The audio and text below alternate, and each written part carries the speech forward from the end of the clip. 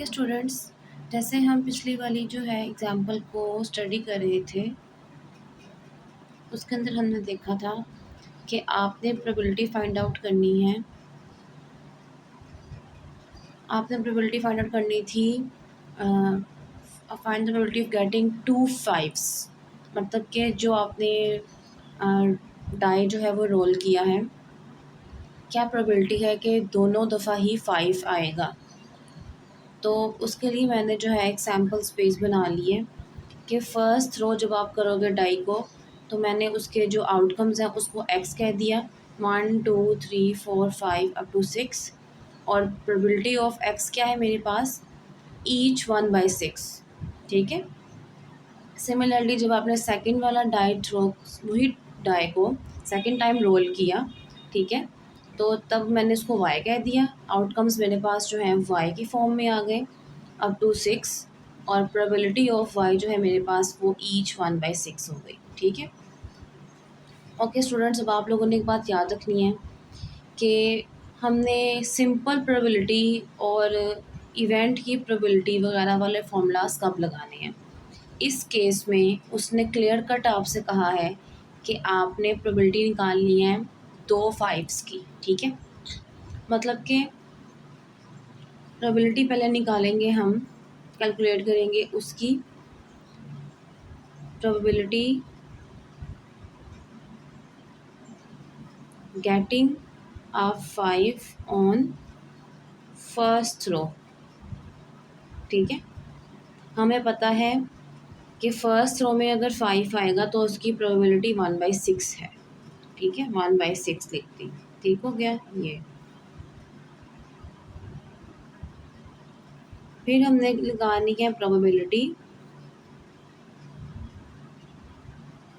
Getting a 5 on second throw, उसकी भी probability 1/6 है। अब उसने हमसे कहा है बोथ की निकालें, 2 की निकालें।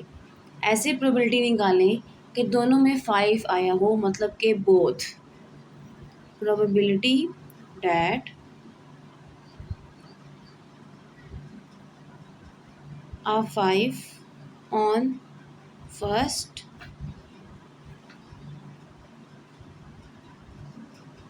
a 5 on first throw and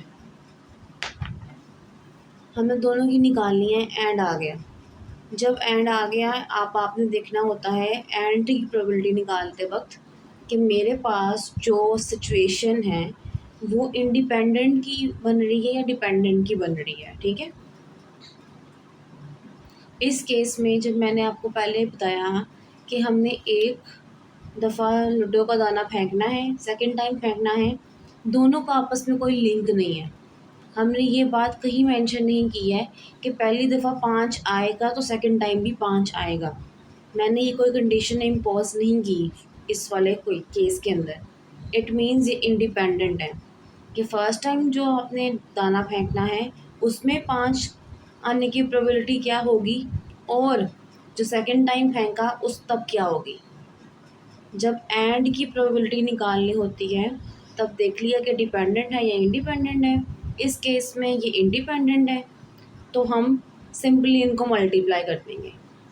ठीक हो गया। And a 5 on second throw,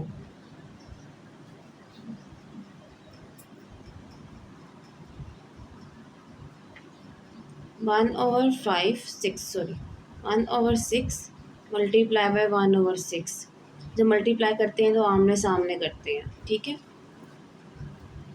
और ये आ गया हमारे पास 1/36 answer.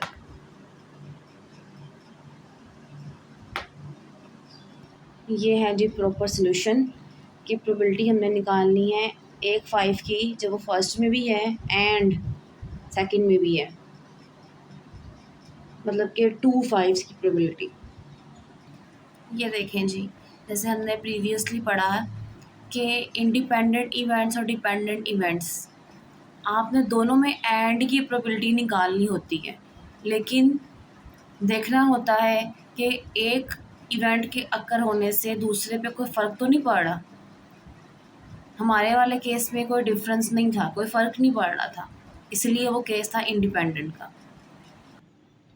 Okay students, next example हमारे पास है कि एक हमारे पास स्टैंडर्ड डेक ऑफ कार्ड्स है। स्टैंडर्ड डेक ऑफ कार्ड का मतलब है ताश के पत्ते हैं जिसमें जोकर नहीं आप काउंट करेंगे।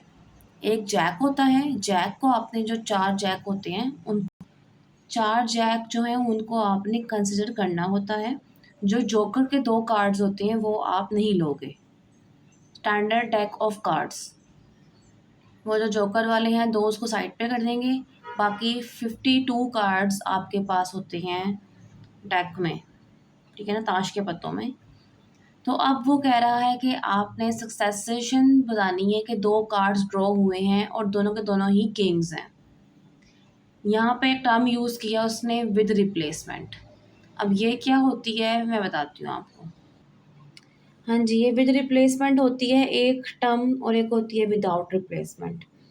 विद रिप्लेसमेंट का मतलब होता है कि आपने अपने लॉट में से, लॉट या कोई भी चीज़ में से आपने एक सैंपल ड्रॉ किया, ठीक है। आपने एक सैंपल ड्रॉ, सैंपल ड्रॉ मतलब आपने एक जो चीज़ है वो निकाल ली, ठीक है।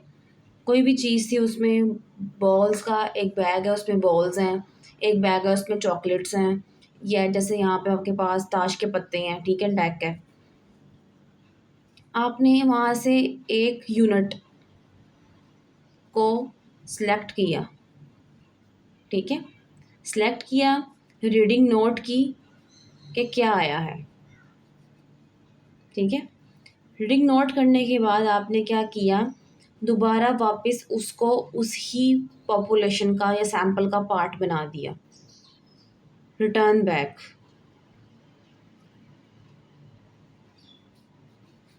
जहाँ से उस यूनिट को आपने निकाला उसको नोट किया, रीडिंग नोट की कि हमने जो है हमारे पास क्या आउटकम आया है।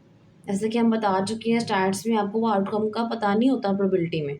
आप चीज़ एक निकालते हो चांस की बेसिस पे, उसको नोट किया और दोबारा वापस उसको उसके ही जगह पे रख दी, वापस भेज दिया। तो इसे हम कहते हैं, ये आपका केस है विद रिप्लेसमेंट का, कि आपने रिप्लेस कर दिया, ठीक है। मतलब दोबारा वापस उसको उसके ही जगह पे वापस भेज दिया। अब है विदाउट रिप्लेसमेंट, जिसमें आप क्या करोगे कि कोई भी आपने एक सैंपल ड्रॉ किया, यूनिट को निकालने का हमारे पास जो स्टार्ट्स में एक टर्म यूज़ करते हैं वो होती है एक सैंपल ड्रॉ किया, ठीक है। सैंपल ड्रॉ किया, वहाँ से आपने उसकी रीडिंग नोट की, ठीक है, कि वो क्या आया है। रीडिंग नोट करने के बाद आपने उसको वापस दोबारा नहीं भेजना, आपने उसे एक साइड पे रख देना है, ठीक है। इसे हम कहते हैं विदाउट रिप्लेसमेंट। अब दोनों में फ़र्क क्या होगा, जब आपने विद रिप्लेसमेंट करना है ना, आपका सैंपल साइज़ सेम रहेगा। जैसे 52 मेरे पास ताश के पत्ते हैं और मैंने 1 किंग जो है वो सिलेक्ट किया, एक कार्ड सेलेक्ट किया, वो 1 किंग आया, ठीक है। तो मैंने उस रीडिंग नोट की कि हाँ ये 1 किंग है, एक किंग आ गया, एक कार्ड निकालना है, वो किंग का कार्ड आ गया, ठीक है। और दोबारा वापस भेज दिया उसको उसी की डेक में। तो इट मीन्स मेरे पास कार्ड्स टोटलिटी जो है मेरे पास 52 ही रही है। मतलब कि रीडिंग नोट करने के बाद जब कार्ड वापस रख दिया तो 52 कार्ड्स ही रह गए ना, ठीक है।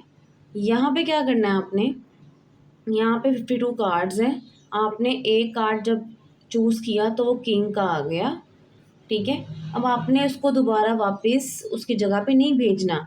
इट मीन्स ये सारे के सारे जो कार्ड हैं, अब टोटलिटी कार्ड 51 रह गए आपके पास। टोटल कार्ड्स 51 रह गई, मतलब कि आपका सैंपल साइज रिड्यूस हो रहा है यहाँ पे।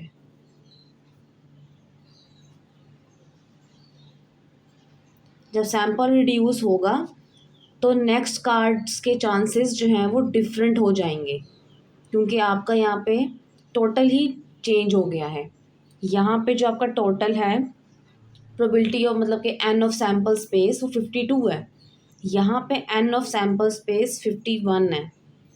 जब यहाँ पे प्रोबेबिलिटी सेम रहेगी, चांसेस सेम रहेंगे, तो आपके आउटकम्स जो हैं वो इंडिपेंडेंट ही रहेंगे, उनकी प्रोबेबिलिटी पे कोई फ़र्क नहीं पड़ने वाला।